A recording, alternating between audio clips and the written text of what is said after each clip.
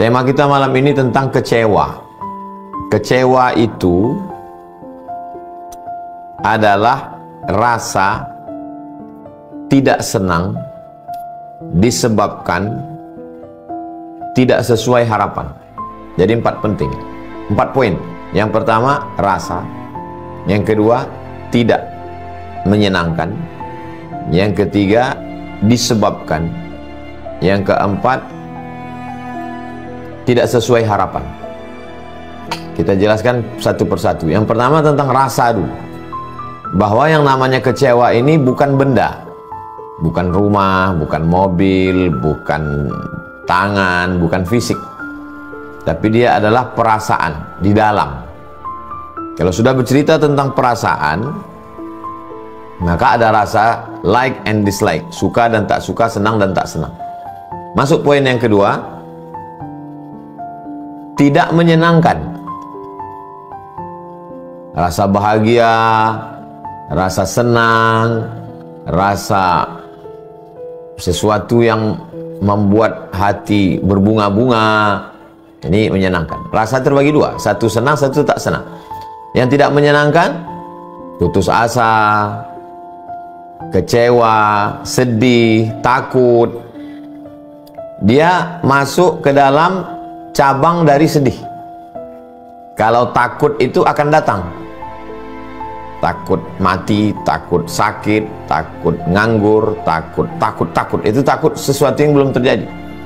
Kalau sedih, sesuatu yang sudah terjadi. Dan kecewa itu adalah masuknya ke dalam jenis yang sudah terjadi. Belum pernah ada orang kecewa kepada sesuatu yang akan terjadi. Saya kecewa nih dengan si Anu, kenapa? Inilah nanti akan datang. Oh, nggak bisa, itu berarti takut. Cemas itu akan datang. Dia cabang dari sedih. Takut, sedih, lalu kemudian cabang dari sedih tadi kecewa, lalu kemudian putus asa, kehilangan harapan, dilanjutkan dengan stres, akhirnya depresi, akhirnya bunuh diri. Nah, jadi kecewa ini, kebanyakan orang bunuh diri berawal dari kekecewaan yang amat sangat dalam. Rasa tidak senang disebabkan, nah, jadi ada penyebabnya. Bukan tidak ada angin, tak ada hujan, tiba-tiba datang saja, tidak begitu. Ada penyebabnya, disebabkan, ada pemicunya, atau dia sesuatu yang menumpuk, bertumpuk, lalu dipicu oleh kejadian kecil menjadi ledakan yang besar, kekecewaan yang amat sangat besar. Apa penyebabnya? Yang keempat adalah sesuatu tidak sesuai harapan. Jadi kalau begitu, dari mana datang kekecewaan? Kekecewaan datang dari harapan. Setiap orang yang hidup pasti ada harapan. Kalau begitu, setiap orang hidup pasti kecewa. Semakin besar harapan, semakin besar kekecewaan. Semakin minim harapan, semakin minim kekecewaan. Kalau orang tidak punya harapan, dia tidak pernah kecewa. Tapi siapa yang tidak punya harapan, berarti dia sudah putus harap. Nah, jadi yang mau kita kaji adalah rasa tidak menyenangkan disebabkan tidak sesuai harapan. Lalu kemudian harapan ini dibagi lagi, beberapa harapan itu dibagi kepada beberapa poin penting. Yang pertama, harapan kepada keadaan. Harapan kepada keadaan. Berharap besok pagi cerah. Ternyata hujan lebat, mendung, banjir, kecewa dengan keadaan. Maka di luar ekspektasi, di luar keinginan, di luar pengharapan, yang muncul ada kekecewaan. Orang kalau kecewa itu bisa jadi 2. Kalau dia meledak-ledak, dia menjadi marah, maka orang mencaci maki hari, apa ini? Yang kedua, tidak marah, dia menjadi amat sangat sedih yang sangat dalam. Aduh, kok gini ya? Itu. Mana yang lebih berbahaya? Yang lebih berbahaya kalau diam dan menarik ke dalam. Nah, itu dalam, kata orang dalam banget. Itu kecewanya itu bisa. Kalau marah itu marah justru lepas dia, meledak-ledak habis. Tapi kalau diam, menggerogot ke dalam seperti api dalam sekam, membara, membakar diri sendiri, habis. Kecewa terhadap keadaan. Salah satunya tentang cuaca. Siapa saja bisa terjadi, termasuk Ustadz. Berharap nanti tausiah di Tanah Lapang Stadion akan ada cuaca yang bersahabat.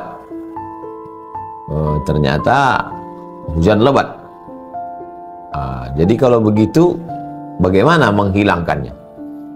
Apakah sebelum itu kita serahkan aja pada Allah, ya terserahlah ya Allah, mau hujan mau apa aku terima saja? Tidak bisa begitu. Itu kita punya harapan, kita punya pilihan antara hujan lebat dengan ayam tentram. Kita mau yang tenang karena jamaah bisa ramai datang. Pertama kita berusaha, berdoa seperti malam penggalangan dana untuk Palestina. Kita selalu siap dua. Kepada jamaah harap bawa kresek, bawa plastik, bawa mantel hujan. Nanti kalau hujan kita siap-siap, kita sama-sama berdoa ya.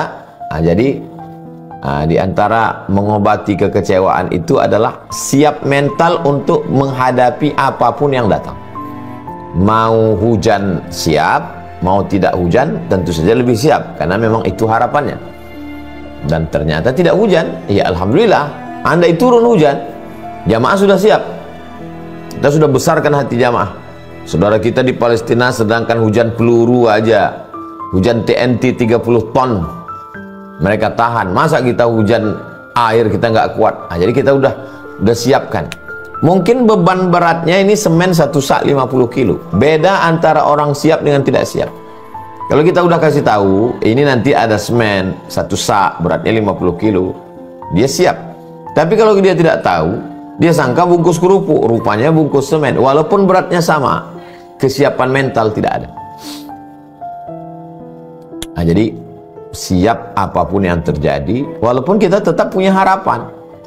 Ada usaha, ada ikhtiar, berdoa kepada Allah, setelah itu bertawakal. Bismillah tawakkalna 'ala Allah, la haula wala quwata illa billah.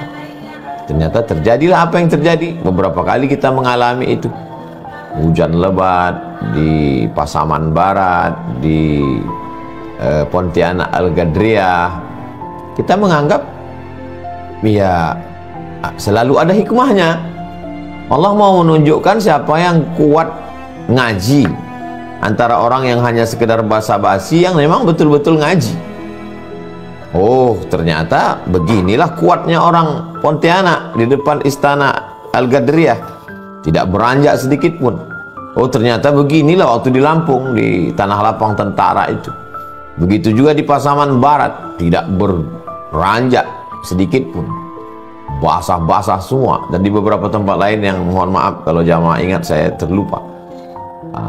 Jadi selalu ada hikmah yang diberikan Allah bagi orang yang memandangnya dengan pandangan hikmah.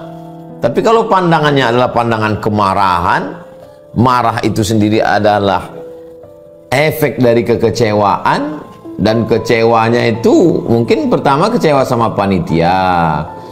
Kenapa panitia tidak menyiapkan tenda? Kenapa? Akhirnya kita menyalahkan orang, dan ujung-ujungnya nanti menyalahkan, nauzubillah, menyalahkan Tuhan, menyalahkan Allah.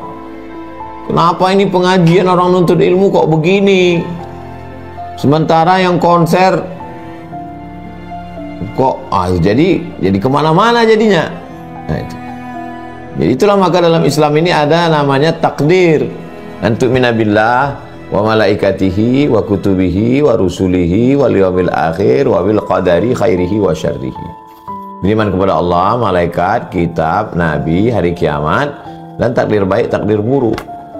Dan semua itu pasti ada hikmahnya. Jadi siap hidup, siap punya harapan, siap menerima kekecewaan, siap menerima apapun yang terjadi, Dan dibalik kekecewaan itu ada pahala. La yusibul mu'min min nasabin wala wasabin wala saqamin wala hammin. Susah hati. Kecewa termasuk bagian dari susah hati. Mungkin di awal itu ada kekecewaan. Loh, kok gini ya? Tapi kemudian kita membesarkan hati kita. Oh, ini sudah tetapan dari Allah. Kita kan udah usaha, kita sudah doa. Maka dia pun juga menjadi bagian pahala. Jadi pahala bukan cuma sekedar sholat, baca Quran, zikir. Mungkin dengan itu kita malah banyak berdoa. Kalau tidak, kita biasa-biasa aja. Nah, ini tentang kekecewaan terhadap keadaan. Keadaan cuaca sebagai salah satu contoh. Situasi. Yang kedua adalah kekecewaan terhadap benda. Kecewaan terhadap benda, contoh yang nanam padi misalnya. Menanam padi berharap padinya penuh. Ternyata begitu dipetik, padi kosong, dimakan wereng, dimakan tikus. Kecewa karena tidak sesuai dengan harapan. Ekspektasi ini akan panen sekian ton, ternyata habis semuanya. Maka apa yang kita lakukan ketika itu? Tidak ada yang bisa dilakukan selain menarik napas panjang, mengingat Allah Subhanahu wa Ta'ala, bahwa hubungan saya dengan Allah ini bukan antara majikan dengan pembantu, bukan antara bos dengan karyawan. Hubungan kita dengan Allah ini adalah antara khaliq dengan makhluk. Kita dengan Allah ini nggak bisa komplain seperti karyawan kepada direktur. Hubungan kita dengan Allah ini kal mayyit baina man yaghsiluhu, seperti mayat dengan orang yang memandikannya. Saya kalau sudah jadi mayat dimandikan orang, mau dibelokkannya kepala, mau dibengkokkannya tangan, mau kaki, itu terserah dia lah. Begitulah hubungan kita dengan Allah Subhanahu wa Ta'ala. Tapi silap-silap mengkaji masalah ini, orang nanti jadi apatis. Saya tidak mau juga kita mengkaji masalah kecewa ini, mengembalikannya kepada Allah, lalu kita menjadi orang yang jabriyah. Nah, udahlah, kita seperti wayang aja, mau dipukulkan kemana terserah. Kamu nggak nanam padi musim ini, ya terserah aja lah, saya nggak ada. Nanti kalau saya tanam padi saya ada harapan. Kalau saya ada harapan akan ada kekecewaan. Supaya nggak kecewa ya nggak usah ada harapan. Nggak ada harapan ya nggak usah nanam padi. Oh, itu apatis namanya. Itu jabriyah, bukan ahlus sunnah wal jamaah. Terus yang ahlus sunnah jamaah itu gimana? Tetap tanam padi, cari bibitnya, siapkan tanahnya, sawahnya, dibajak, dipupuk, ditanam.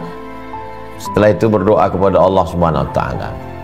Kalau panen ini berhasil ya Allah, aku akan keluarkan zakat, aku akan bersedekah. Seandainya terjadi tidak seperti yang diharapkan, berikan aku kesabaran. Maka kita benar-benar siap menerima apapun yang datang. Ditakdirkan Allah Subhanahu wa Ta'ala, ternyata targetnya panennya 2 ton, ternyata 5 ton. Makin besar syukurnya, makin tinggi zakatnya, makin banyak sedekahnya, makin banyak alhamdulillah. Ternyata target 2 ton yang dapat cuma 100 kilo. Untuk pupuk, untuk upah bajak pun tak dapat. Berarti Allah sebenarnya ingin kasih pahala dari pintu lain. Kalau pintu yang pertama itu pintu syukur, pintu yang kedua ini namanya pintu sabar. Ada 2 pintu, pintu kanan, pintu kiri.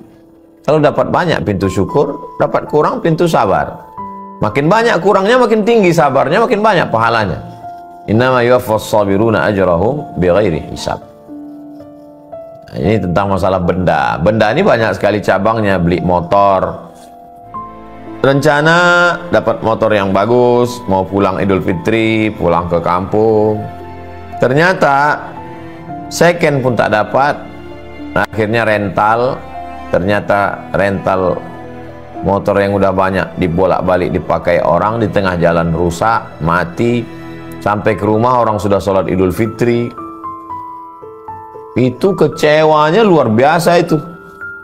kecewa nanti ditanya orang, kecewa tidak sempat bersalaman, kecewa berubah menjadi marah. Bisa dibakarnya, bisa dicampakkannya, bisa ditendangnya, bisa mengamuk, bisa nggak jadi pulang. Tapi bisa juga jadi menjadi diam, menggerokot dia ke dalam. Aduh, kok gini ya. Akhirnya sedih, nangis, putus asa, kehilangan harapan, tidak ada lagi masa depan. Nah, itu. Makanya yang bisa menguatkan itu, ya kalau orang yang tidak terikat dengan Islam, dia pasti akan mengatakan, psikolog-psikolog yang nasionalis, dia akan mengatakan kembali ke agama masing-masing ya Bapak Ibu. Tapi kalau kita sebagai seorang muslim, ya kembalinya inna lillah wa inna ilaihi raji'un.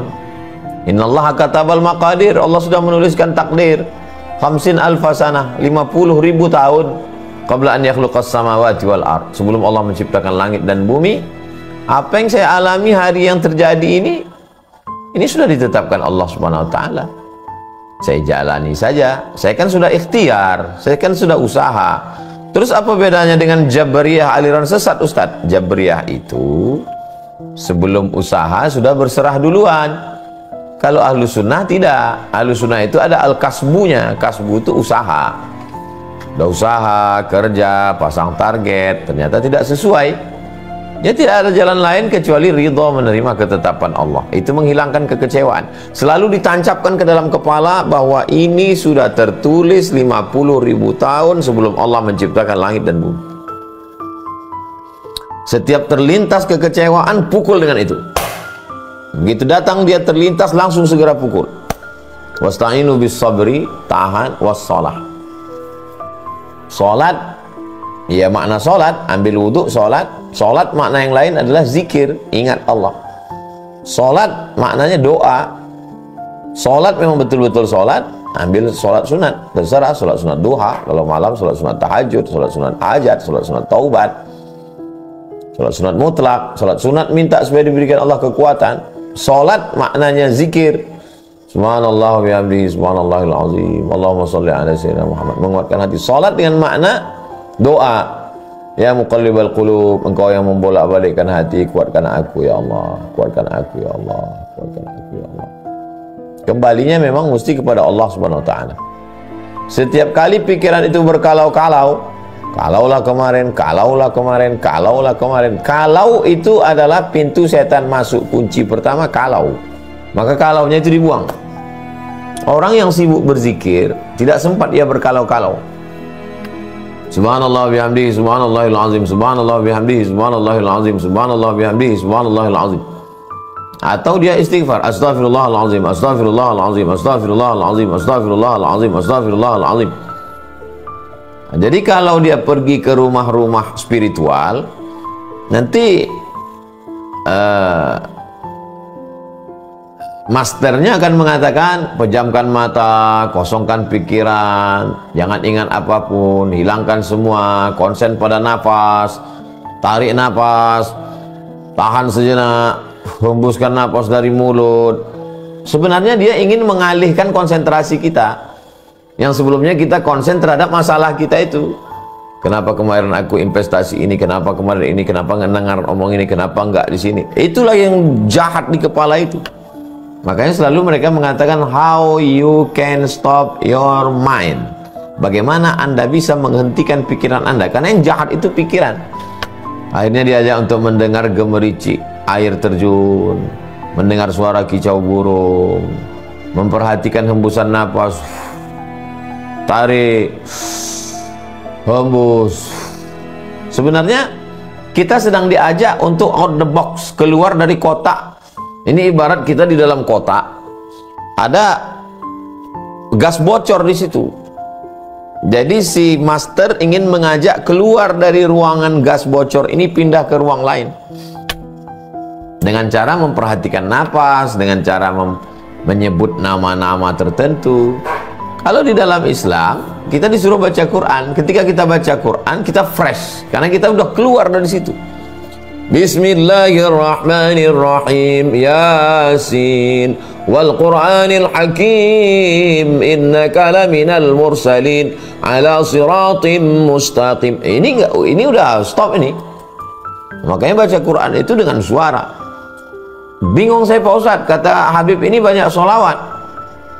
Allahumma salli ala sayyidina, Allahumma salli ala sayyidina Muhammadin tibbil qulubi wa dawaiha. Sebenarnya Habib ingin mengeluarkan kita dari kotak kekecewaan itu dengan cara sholawat. Pergi ke orang tarekat, kata Syekh tarekat, banyak zikir Allah, Allah, Allah, Allah, Allah, Allah, Allah, Allah, Allah, Allah. Sebenarnya mereka ingin mengeluarkan kita dari kotak kekecewaan itu dengan Allah, Allah. Nanti pergi ke Ustadz ini, kata Ustadz, baca zikir pagi petang, habis subuh zikirnya ini, habis asar ini. Mereka tidak menjelaskan apa tujuannya, yang penting zikir aja. Sebenarnya mau zikir pagi petang, mau maksurat, mau zikir Allah Allah, mau zikir subhanallah bihamdihi, mau sholawat, kita sedang diajak menghentikan ini, yang nakal, yang jahat ini. Lalu kita dibawa keluar dari kotak kekecewaan kepada kotak harapan baru. Begitulah hebatnya Islam. Ini kecewa terhadap benda. Benda apa aja yang kita kecewakan? Terhadap rumah, terhadap kendaraan, terhadap perhiasan, terhadap kehilangan, terhadap bangunan, dan lain-lain kekecewaan. Yang ketiga adalah kecewaan terhadap person, orang. Kecewa terhadap pasangan. Berharap pasangan itu ya yang wah, sesuatu yang tidak salah. Namanya manusia, tetap ada harapan-harapan. Tapi lalu kemudian maka muncul kekecewaan. Beda sama benda. Kalau benda tak bisa kita rubah, tapi kalau manusia dia bisa dirubah. Maka ada nasihat, ada perubahan terhadap anak. Anak disekolahkan, habis sekolah dipondokkan, habis pondok dikuliahkan, ternyata pulang tidak seperti harapan teman-temannya, muncul kekecewaan. Maka di sana ada nasihat. Nasihat bisa langsung dari mulut sendiri, nasihat dari orang lain, disampaikan bahannya dari kita, tapi lisannya pinjam lisan orang lain, lisan ustadz, lisan tokoh masyarakat yang menyampaikan ke dia bahwa ayah kamu, ibu kamu itu harapannya besar ke kamu. Lalu kemudian introspeksi diri. Ini jangan-jangan karena saya kasih makan haram, jangan-jangan dulu saya juga kepada orang tua saya mengecewakan, sehingga kalau hari ini saya dikecewakan, ya ini cara menebus dosanya. Karena di antara dosa durhaka pada orang tua itu, kita juga akan mengalami hal yang sama. Itu DP-nya di dunia. Di akhirat mudah-mudahan Allah mengampuni. Kecewa terhadap tetangga, kecewa terhadap teman, kecewa terhadap atasan, kecewa terhadap begitu banyak target-target kita dalam hidup, dan ternyata tak sesuai dengan yang kita harapkan. Akhirnya kita jatuh dalam lubang kekecewaan. Semakin dalam kita biarkan diri kita, semakin tenggelam, semakin sakit, semakin merana, semakin kecewa, semakin putus asa, semakin depresi, makan obat tidak selesai, konsultasi, konsultan juga tidak memberikan solusi, dia kasih obat tidur, akhirnya fatal, bunuh diri. Makanya tidak ada jalan lain. Ya ayyuhalladzina amanu, hai orang beriman, ista'inu, minta tolong, bisabri, dengan sabar, wassalah, sholat, minta tolongnya hanya kepada Allah. Inna lillah, kita dari Allah, wa inna ilaihi raji'un, dan kita pun akan kembali kepada Allah subhanahu wa ta'ala. Ustadz mengalami kekecewaan dalam hidup, ya. Saya sudah menyusun bahwa saya nanti akan ke Mesir tahun 98, selesainya 2002, 4 tahun. Habis itu nanti saya akan langsung ke Sudan, berarti 2 tahun. Habis itu nanti saya akan lanjut lagi S3, 3 tahun. 3, 2, 3, berarti 9 tahun. Sebelum umur 30 saya mesti doktor. Berarti kalau sudah doktor nanti saya akan pergi ke Malaysia, membawa ijazah saya itu, ijazah S1, S2, S3 akan saya bawa ke Malaysia atau ke Brunei Darussalam, karena saya tidak ada harapan di Indonesia karena saya tak punya orang dalam. Susah kalau untuk lulus jadi dosen, maka saya terpikir berarti saya modal ijazah itu saya akan jadi dosen nanti di Kuala Lumpur sebelum umur 30. Kalau saya sudah jadi dosen, saya akan jemput emak dari kampung, saya akan bahagiakan dia. Ternyata tidak sesuai, baru S1 sudah pulang. 2002 pulang, pontang-panting di Malaysia 1 tahun. Habis dari Malaysia ke Maroko 2 tahun. Dari Maroko pun nggak bisa langsung S3, pulang dulu. Pontang-panting setahun, habis itu baru lulus dosen. Tapi setelah saya urut-urut ke belakang, andai dulu mulus-mulus aja, mungkin dalam dunia sukses tadi sukses. Tapi ternyata dunia ini tidak sesimpel yang dibayangkan. Mungkin secara studi saya akan lulus S1, S2, S3. Tapi untuk menghadapi hidup diperlukan ketangguhan. Dan skenario Allah itu lebih indah. Dibuatnya saya di Malaysia dulu, transit dulu di UKM, tinggal di Kajang, merasakan universitas yang paling berhasil mendidik adalah universitas penderitaan, mengalami berbagai macam untuk lebih menguatkan. Pergi ke Maroko, pulang dari Maroko, sempat di Jakarta, di Bogor, lalu pulang ke Pekanbaru jadi dosen. Habis itu baru S3. Jadi setelah direnung, bandingkan antara proposal kita dengan yang dituliskan Allah, oh lebih hebat yang punya Allah. Ternyata proposal saya ini mulus-mulus aja. Kalau mulus-mulus aja, ya kendaraan yang biasa aja. Tapi kalau jalan berlumpur, naik ke batu tilam, itu kendaraan yang dahsyat, yang luar biasa. Kalau hanya danau yang tenang-tenang, itu bahteranya biasa, nakodanya pun biasa. Tapi kalau angin puting beliung, karangnya tajam, kapalnya tangguh, nakodanya pun luar biasa. Tapi kita baru bisa ngomong begitu kan setelah melewati. Ketika sedang berada di tengah pukulan ombak yang dahsyat itu, maka yang menolong kita itu ya teman, ya saudara. Orang yang menang, dia punya banyak teman. Orang yang kalah, dia punya sahabat sejati. Nah, jadi ketika kita sedang berada di pukulan angin kencang itu, ingatlah siapa yang memberikan kita kekuatan. Siapa orang-orang yang menyabarkan kita. Itu teman yang jangan sampai dilepas. Karena mereka adalah obat segala kekecewaan. Kekecewaan itu bisa dihilangkan dengan persahabatan, persaudaraan. Maka persaudaraan karena Allah Subhanahu wa taala. Makanya kata Nabi, rajulani, 2 orang, tahabba fillah, berkasih sayang karena Allah, ijtama'a alaihi, bertemu berkumpul karena Allah, wa tafarraqa alaihi, berpisah pun juga karena Allah. Banyak teman ketawa, tapi tak banyak teman menangis. Nah, jadi di antara yang mengobati kecewaan itu adalah teman, sahabat. Kita kalau sedang kecewa itu seperti hanyut di sungai, semua kita tarik. Jangankan bambu lapuk, rumput lapuk pun kita tarik, karena kita sedang hanyut. Tapi ketika ada orang yang mengulurkan tongkatnya saat itu, wah itu luar biasa. Kebanyakan malah bertepuk tangan menikmati melihat orang hanyut. Tapi ketika ada satu orang yang mengulurkan tongkatnya, nah ini luar biasa. Jadi sebenarnya di balik itu ada hikmah-hikmah. Hanya saja melihat sesuatu dengan hikmah itu kan perlu kacamata. Bagaimana kita bisa nampak hikmah kalau kacamatanya belum kita pasang? Andai kacanya ada pun mata kita tertutup. Karena kita sedang kalut, sedang galau, sedang susah. Ada orang lain yang menarik tangan kita keluar dari tempat itu. Ketika itu dia katakan, dunia ini luas loh.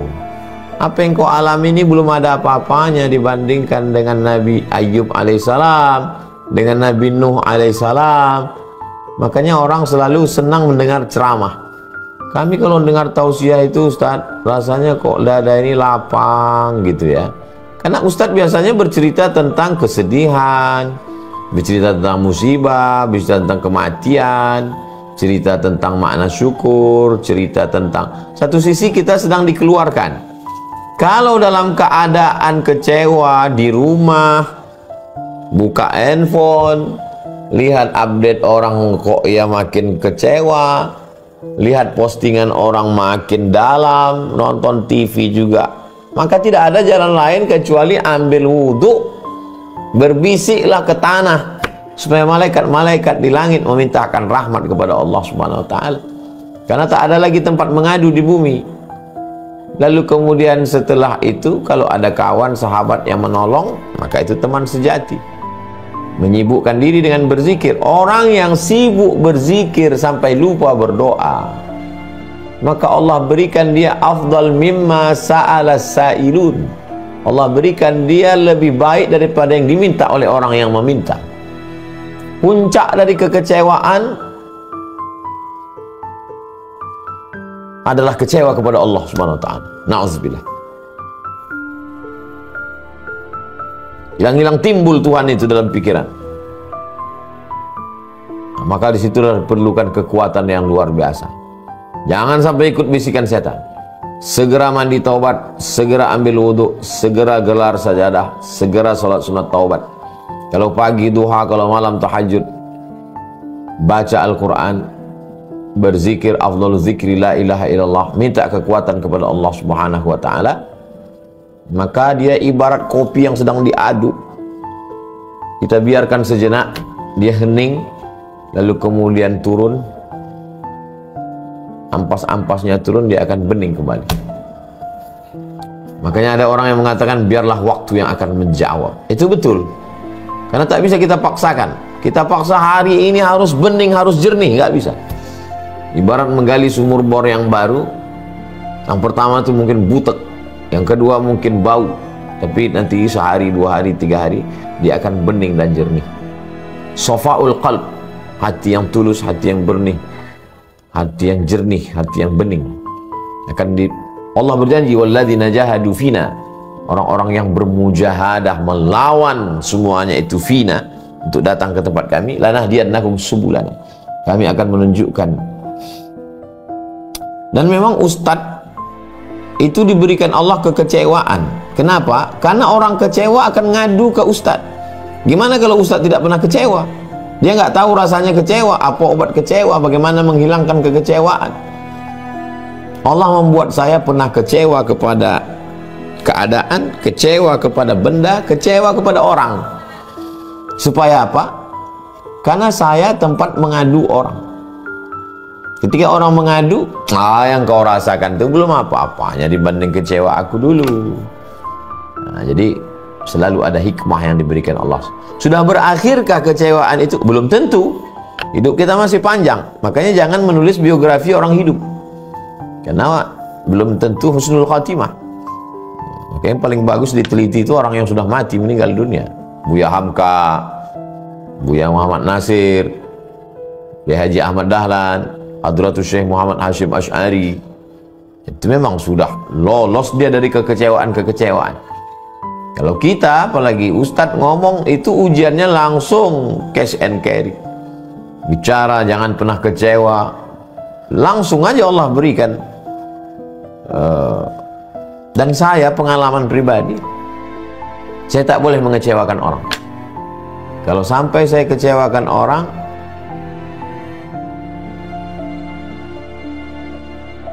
terasa tek dia, ini nanti kau pasti kecewa nanti. Dan tak lama saya berangkat dari Pekanbaru, macet, sampai di lokasi tempat acara sudah jam 9, orang sudah nunggu dari maghrib.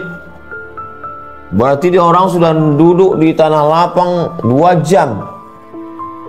Pilihan saya 2, makan di tempat panitia atau langsung tausiah.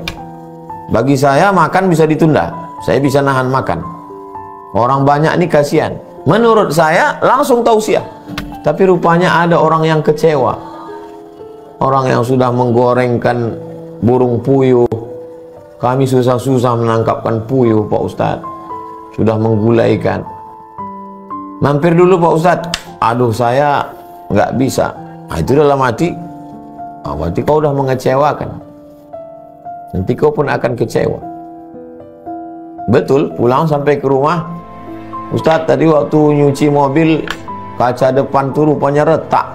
Oh, kan betul. Tak boleh mengecewakan orang. Nah, jadi Ustadz memang selalu diberikan Allah teguran yang langsung. Supaya apa? Supaya dia juga halus ketika mengambil tindakan. Belajar dari hidup. Belajar dari buku sudah. Belajar baca kitab, disertasi, sudah menulis. Tapi belajar dari hidup. Kalau bahasa Minang, alam takambang menjadi guru. Alam yang terkembang, pengalaman sehari-hari adalah guru-guru terbaik. Kalau kita mau merenung sejenak, kita membandingkan. Faksusil qasas, ceritakan kisah-kisah itulah Allahum yatafakkarun, mudah-mudahan mereka berfikir. Jadi kalau kita kecewa dengan keadaan, apa yang kita alami belum ada apa-apanya dibandingkan Nabi Ibrahim. Belum ada apa-apanya dibandingkan dengan Nabi Ayub. Belum ada apa-apanya dibandingkan dengan Nabi Yusuf. Belum ada apa-apanya dibandingkan dengan saudara kita di Palestina hari ini. Kalau mereka tidak kecewa, kenapa kita mesti lebih kecewa? Siapa kita?